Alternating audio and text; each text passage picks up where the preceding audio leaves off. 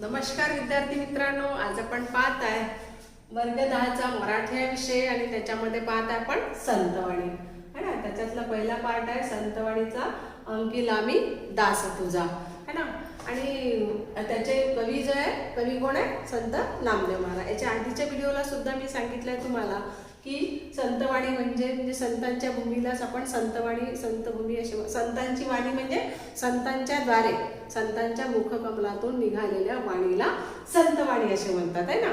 आणि आता त्याच्यातला जो पहिला पार्ट आहे, म्हणजे पहिली जी पोएम आहे ती आहे तुम्हाला अंकिला मी दास तुझा.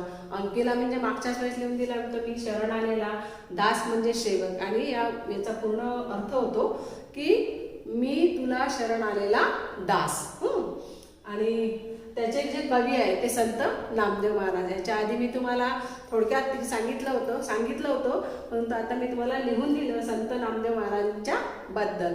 संत नामदेव महाराजांच्या बद्दल जे आपल्याला तुम्हाला मी आता सांगितलं, त्याच्या आधी पण सांगितलं होतं. आणि तर त्यांचा जन्म बघा काय, संत नामदेव महाराजांचा जन्म कुठे झाला? 26 ऑक्टोबर 1270 झाला. आणि ते महाराष्ट्राच्या सातारा जिल्ह्यातील कृष्णा नदीच्या किनाऱ्याला बसलेले विमनी या गावात एका शिंप्याच्या घरी त्यांचा जन्म झाला. त्यांच्याकडे त्यांच्या वडिलाचे नाव होते दामासेठ आणि आईचे नाव होते गोनाई देवी. त्यांचे गुरु कोण होते? विसोबा खेचर. ओके. आणि त्यांनी काय काय लिहिलं होतं, म्हणजे त्यांनी कसं, त्यांची जी अभंगाची जी भाषा होती ती खूप म्हणजे सोपी होती, सरळ होती, सुलभ होती. म्हणजे सर्वांना, त्या काळच्या लोकांना एवढं ज्ञान नव्हतं, म्हणजे एवढी काही पुस्तकांची आवड नव्हती, पुस्तकं नव्हतेच म्हटलं तरी चालते. जनजागृती करायला, लोकांमध्ये चांगली सद्भावना, लोकांमध्ये चांगले विचार आचार प्रदान व्हावं यासाठी हे संत लोक आपल्या भजन कीर्तनातून काय करायचे? जनतेला उपदेश करायचे त्यावेळेसच्या त्यावेळेसच्या परिस्थितीमध्ये. ओके. आणि त्यावेळेस यांनी जो संत नामदेव महाराजांनी पंजाबामध्ये पण काय लिहिलं, गुरु ग्रंथ साहेब हा काय केला, ग्रंथ लिहिला. त्यांचे तसे हिंदीतही रचना आहे त्यांच्या, म्हणजे संत नामदेव महाराजांच्या हिंदीतही रचना आहे. आणि कशात आहे? त्यांचे अभंग सुद्धा आहे, त्यांच्या कीर्तन, म्हणजे कीर्तन खूप सारे आहे त्यांचे अभंग आहे, यांच्या पोएम्स आहे. आपल्याला आता आपण जे वाचत आहे, आता आपल्याला जी आहे यावेळीच्या परीक्षेला, ती सुद्धा त्यांचीच लिहिलेली पोएम आहे संत नामदेव महाराजांची. ओके. संत नामदेव महाराजांच्या बद्दल तुम्हाला आता याच्या आधी पण सांगितले पहिल्या व्हिडिओमध्ये, आता सेकंड व्हिडिओमध्ये सुद्धा हे सांगितलेलं आहे. आणि संत नामदेव महाराजांनी गुरु ग्रंथ साहेब हे काय लिहिलं तर पंजाबात सुद्धा लिहिलं, पंजाबी भाषेत सुद्धा लिहिलं त्यांनी, हिंदी भाषेत सुद्धा लिहिलं त्यांनी है ना. आणि मराठी भाषेत तर लिहिलं. ओके. त्यांचे अभंग प्रसिद्ध आहे, त्यांचे कीर्तन प्रसिद्ध आहे.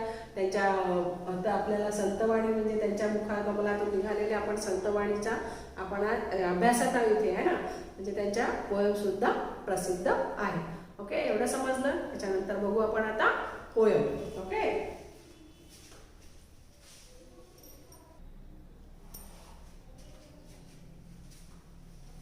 ओके. नाउ लिसन, अभी हम लोग देखेंगे पोएम. ओके. आता पोएम बघा तुम्ही. सवेची झेपावे पक्षीनी, पिली पडताच धरणी. आता याच्यामध्ये सवेची मीन्स लगेच, पटकन, झेपावे मीन्स झेप घेणे, पक्षीनी मीन्स पाखरू, पक्षी.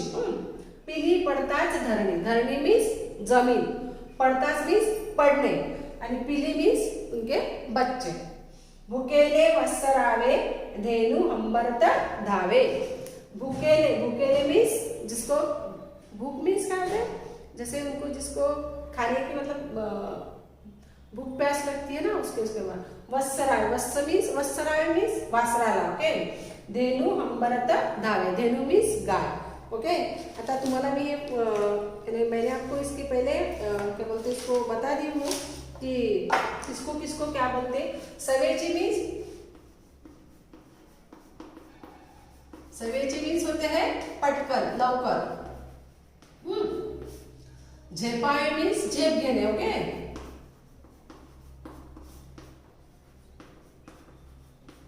आता पक्षी कसे हे करतात ना, झेप घेतात ना, त्याला म्हणतात. पिली मीन्स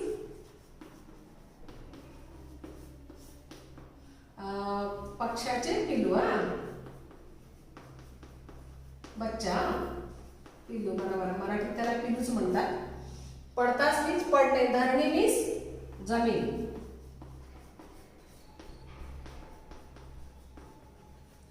आणि भुकेले मीन्स वस्त्रावे मीन्स भुकेले मीन्स काय होतं, वस्त्रावे मीन्स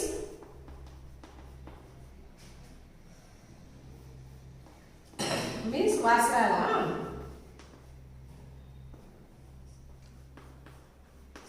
धेनु मीन्स गाय.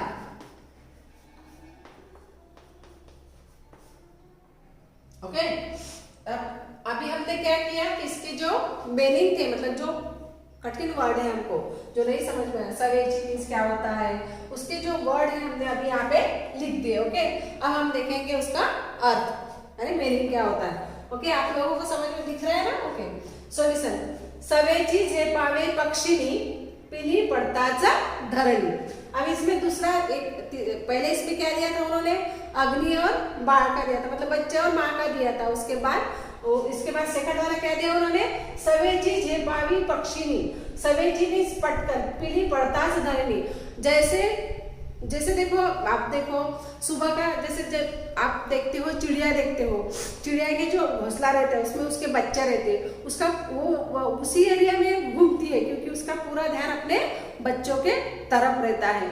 क्यों रहता है, क्योंकि उनको उसकी केयर रहती है कि अब मेरा बच्चा कहीं गिर न जाए. और तुम घोंसले देखते हो, आप अधिकतर पेड़ों पे घोंसले बनाते हैं, है ना.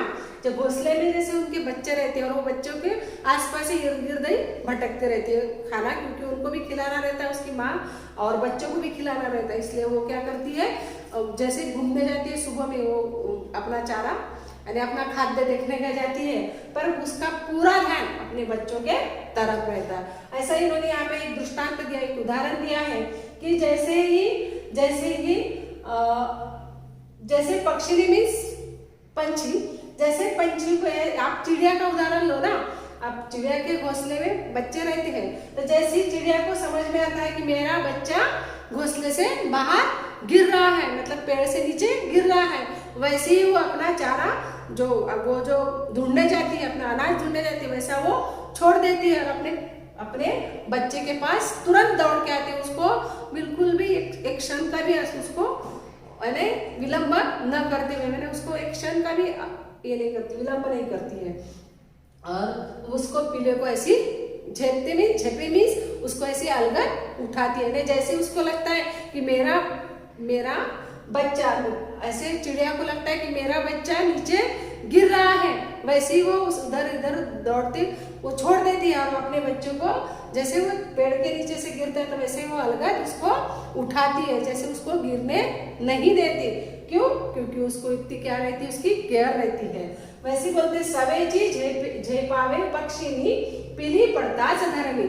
उसको पता चलता है कि मेरा बच्चा, चिड़िया को समझ में आता है कि मेरे घोंसले से बच्चा गिर रहा है, वैसे ही वो अपना अनाज खाना छोड़ देती है और अपने बच्चे के लिए ऊपर से नीचे आती है और उसको पेड़ से जो गिरता है उसको उठाती है पट से, यानी गिरने नहीं देती उसको अलग उठाती है. भूखेला, ये हुआ एक दृष्टांत. सेकंड दृष्टांत दिया उन्होंने कि वैसे ही जैसे पहले दृष्टांत में कैसे कि चिड़िया अपने बच्चों का, मतलब पंछी अपने बच्चों की कैसी केयर करती है, वैसी ही केयर जैसे मुझे कुछ होता है या मुझे कुछ ऐसा, फॉर एग्जाम्पल दो एक्सीडेंट लो, जैसे एक्सीडेंट के वक्त हम नहीं क्या बापरे अरे रे देवा रे ऐसे करते नहीं क्या हम. जैसे देखो हम एक्सीडेंट तो किसी को बता के नहीं आता ना, तो कैसे हो गया तो हम कैसे भगवान का नाम लेते, क्योंकि हमको इतना पीड़ा रहती है उसमें. इसलिए जैसे हम भगवान का नाम लेते कि भगवान मुझे बचा ले, भगवान मेरा ऐसा होने दे, सेम वैसे ही संत रामदेव महाराज विठोबा महाराज को बोलते हैं कि मुझे जैसे ही मेरे कार्य में या फिर मुझे कोई संकट आता है या फिर मेरे साथ कोई अलग घटना घटती है, तो मुझे क्या कर तू, वैसे ही जैसे पंछी अपने बच्चों को अलगद उठाती है, उसको गिरने नहीं देती, नीचे गिरने नहीं देती, जमीन पे गिरने नहीं देती, वैसा ही तू मुझे क्या कर, उस प्रसंग से कोई भी जो बाका प्रसंग है उससे मुझे तू क्या कर, तार ले, तारणहार बन मेरा, ऐसा वो संत नामदेव महाराज विठोबा महाराज को बोलते हैं। क्योंकि संत नामदेव महाराज का आराध्य देवत रहता है विठोबा, पंढरपुर के विठोबा माऊली। ओके, तो उसके अरे समझ में आया आपको कि जैसे पंछी अपने किसके पास जाती है, पंछी को समझ में आता है कि मेरा बच्चा नीचे गिर रहा है, पेड़ से नीचे गिर रहा है, तो वो उसको अपना खाना छोड़ के उसको झेप लेती, मतलब नीचे आता है वो दौड़ के। अरे पंछी दौड़ता तो नहीं आ सकता है, वो उड़ते उड़ते को छोड़ देती है और नीचे आता है, अपने बच्चों को उठाता है। वैसे ही संत नामदेव महाराज बोलते हैं विठोबा महाराज को कि मुझे भी कोई ऐसा बाका प्रसंग है, मेरे ऊपर भी कोई ऐसी आपत्ति है, तो तू क्या कर, ऐसा ही मुझे उसमें से निकाल दे, उसमें वो बाका प्रसंग मेरे ऊपर से हटा दे, या फिर मेरे को उससे निकाल, उसमें सहायता कर मेरी, ऐसा वो संत नामदेव महाराज विठोबा महाराज को बोलते हैं। ओके, देन सेकंड है भूकेले वत्सरावे धेनु हंबरत धावे। भूकेले वत्सरावे, भूकेले मीन्स जो बेचारा प्यासा है, भूखा है, उसको वत्सरा मीन्स जो गैया का बछड़ा रहता है ना, उसको बोलते हैं वासरू, मराठी में वासरू बोलते, इसलिए उन्होंने लिखा भूकेले वत्सरावे धेनु हंबरत धावे। जैसे देखो आप अभी क्या बोलते, शहर विभाग में तो पता नहीं चलता, पर ग्रामीण विभाग में जैसे गैया रहती है घर में, तो उसको देने के लिए, मतलब उसको सुबह में क्या करते हैं, वो किसी एक गैया चराने वाला रहता है, उसके पास छोड़ देते हैं, और वो शाम को वो अगर वो गैया मान लो उसको बछड़ा रहे, तो वो जो गाय है, वो जो धेनु है, वो जो गाय है, वो अपने बच्चों को जैसे ही उसको पता चलता है कि नहीं हम हमारा जाने का टाइमिंग है, तो वो रुकती नहीं किसी के लिए, दौड़ दौड़ के और अपना आवाज निकाल के, हम्बर मीन्स उसका आवाज है, यानी हम्बर अपने से नहीं क्या, जैसे बिल्ली म्याऊ म्याऊ करती है, कौवा काव काव करता है, वैसा ही धेनु मतलब गाय का हम्बरना, ऐसे ही वो हम्बरते अपने घर के पास आती है, और अपने जो उसका बच्चा दिन भर से बेचारा अकेला रहता है, उसके पास आते और उसको पिलाती है। क्यों?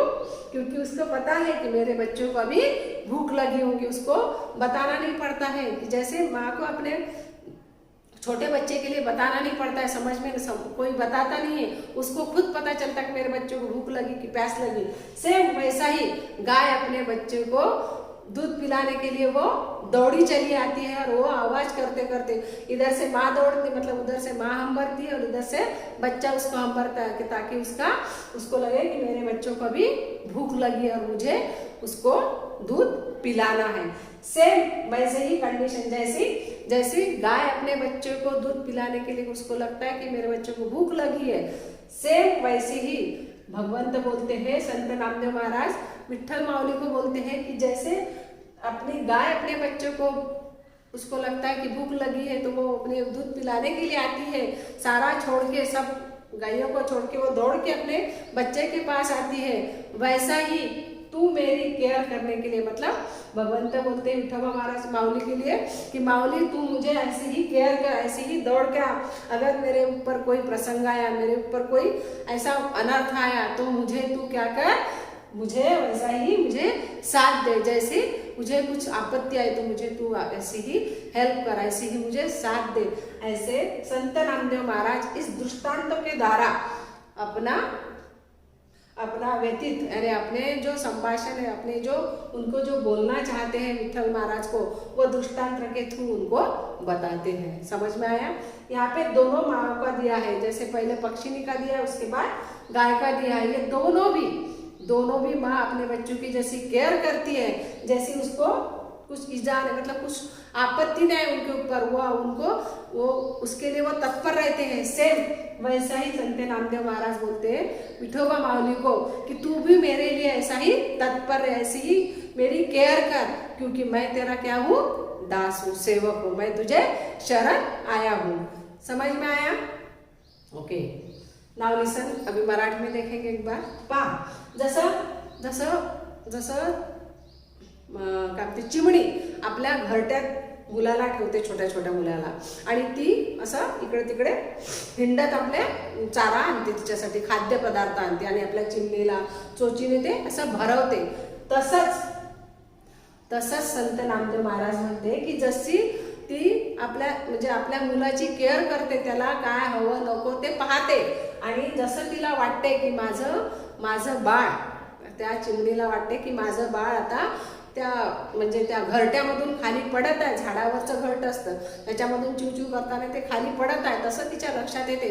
ती क्षणाचाही विलंब नाही करता लगेच, सवेची म्हणजे लगेच क्षणाचाही विलंब न करता ती त्याच्यासाठी धावत येते, आपलं खाद्य सोडून देते आणि खाली झेप घेते. ती जमिनीवर उतरते आणि आपल्या बाळाला म्हणजे आपल्या पिलाला ती अशी अलगद उचलते. तशीच तिची केअर करते, कारण तिला खूप केअर असते. त्याच्यानंतर आहे भुकेला वत्सरावे धेनू हंबरत धावे. म्हणजे याच्यानंतर बघा की असं होते की आता याच्यात भुकेला ह्याच्यामध्ये पिली, आता हे तर समजलं तुम्हाला. पिली पडताच धरणी, म्हणजे जसं तिचं पिलू धरणीवर पडते, जमिनीवर पडते, तसंच ती काय करते, त्याला झेलते, झेप घेते, त्याच्यासाठी झेप घेते, त्याला अलगद उचलते. ते सेकंड त्यांनी उदाहरण दिलं आहे की जशी गायला वाटते, जशी गाय ग्रामीण क्षेत्रात बाहेर जाते ना गाय चरायसाठी, जशी ती चरत असते, तिला वाटते कारण ती आता त्या गायकाकडे असते म्हणून ती त्याच्यातनं निघू नाही शकत. जसे तिला संध्याकाळ होते तर ती धावत धावत धावत गायीचा ग्रुप सोडून देते आणि धावत धावत आपल्या बाळासाठी ती धावत येते. आणि धावत आल्यानंतर ते आपल्या काय जाते, आपल्या बाळाजवळ जाते आणि तिला असं कळते की माझं बाळ काय आता भुकेने व्याकुळ झालेला आहे, तर मी त्याला काय करू, दूध ती पाजते. सेम तसंच जसं ती आई, आपल्या दोन्ही आई आपल्या मुलांची केअर करते, आपल्या मुलांना काही अनर्थ होऊ नये, आपल्या मुलांना काही इजा होऊ नये त्याच्यासाठी त्या तत्पर असतात. तसंच संत नामदेव महाराज म्हणतात की तसाच तू विठोबा माऊली माझ्यासाठी तू असं तत्पर राहा, असं ती या दृष्टांतामधून, या उदाहरणामधून सांगते. समजलं? ओके. सो याच्यामधलं जे काही तुम्हाला डिफिकल्ट वाटत असेल याच्यानंतर तर ते तुम्ही मला सांगा. काय समजलं सर्वांना? Okay. So goodbye, have a nice day.